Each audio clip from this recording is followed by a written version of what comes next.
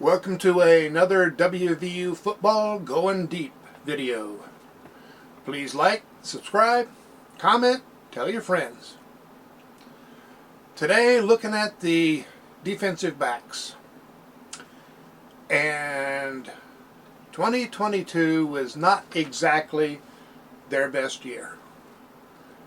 Well, to say there were problems, understatement. But I'm still hopeful. And there are reasons why.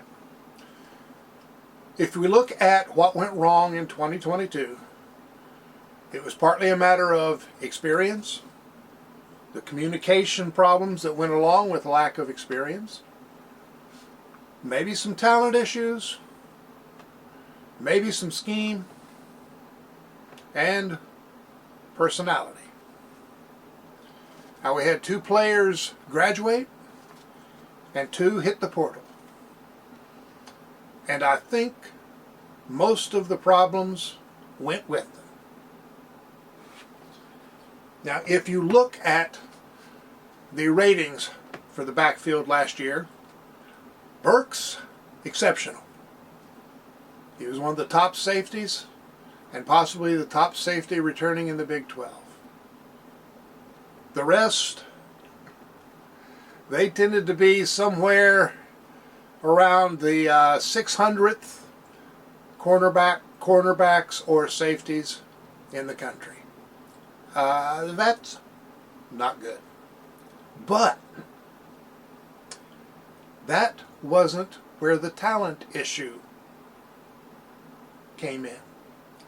Because if you look at those guys, we've got, Ruffin, who worked his butt off and actually was the highest rated of after Burks.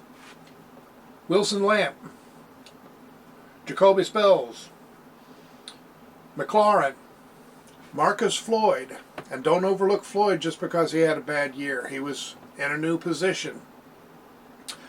And Christian Stokes, who played little, if at all, last year because he was recovering from a major injury from his senior year in high school. But those players are good. They were playing before they should have, and they were playing too many of them at the same time. You can slip a young player in if they're mixing in with experienced players, but when you throw a bunch of them in at once, and sometimes in positions they hadn't played much, you get problems. But now, all of that pays off this year. They got the experience, they got the crap beat out of them sometimes, and now it's time to learn from it. And when you have good players, that's what they do. And we do have Burks to build around. Of course, he's still a young player himself.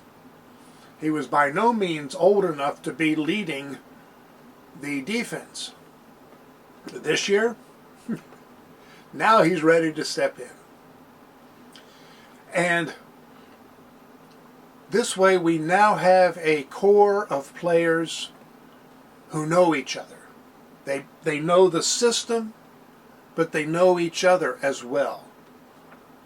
The bonds they hadn't formed last year, now they have. And that makes it easier for the new guys to slide in, become part of the group, and not just an outsider. And the guys we brought in this year are better than the guys who left. Montre Miller came in for the spring, so did Keyshawn Cobb. They've looked good in the spring. They looked good in the spring game. Yes, they're not Power 5 players until now. But Miller played against more than one Power 5 opponent, and he held up. He is good. His ranking last year almost as high as Burks. Now, we've also added Beanie Bishop, who comes in from a Power 5 team, and he rates just about the same as Miller, right around 80, which is a high ranking. That puts him in the top 5% in the country, I believe. Let's see here. Floyd, if you watch the spring game, Floyd came to life. He was fast to the ball, just like the entire defense. And I know I've said that in every video about the defense, but it's true about the whole defense.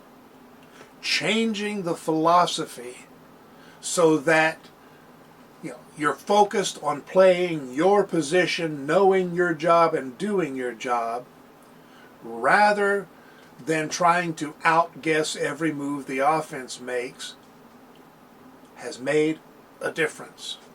Play your game, not theirs. You can play faster, you can play sharper, smarter, and you have a heck of a lot more fun doing it. And we should be having a lot more fun watching it. I think it's going to be a fast backfield, maybe faster on the defensive side than it is on the offensive side. Not as much experience, but we do have Burks to compare to Donaldson, and they're on a par in terms of quality. So yes, I'm taking a positive view for 2023. I think we're looking at 8 games, 8 wins, maybe more. I think we're going to go toe-to-toe with every team we play. I think Penn State is going to come out at least knowing that they were in a game. I ain't buying into this massive, underdog. Yeah, we're an underdog. That's okay. Now, we also added the Jackson brothers as true freshmen. I doubt they'll be doing a lot of playing, so that does leave us a bit short on experience or depth. But this year we have guys who are already experienced at multiple positions, playing and working at multiple positions. So we're not in a situation where one injury throws the entire defense out of whack. We've had problems because of the portal mostly, but now we've got guys who've come to stay. And I like these guys. And I think by the end of August, you're going to like them too. Please watch the other videos. I've got more coming up. And please like, subscribe, comment, tell your friends.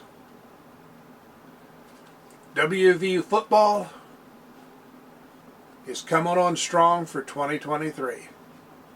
That is my prediction. Thanks for dropping by, and I'll see you next time.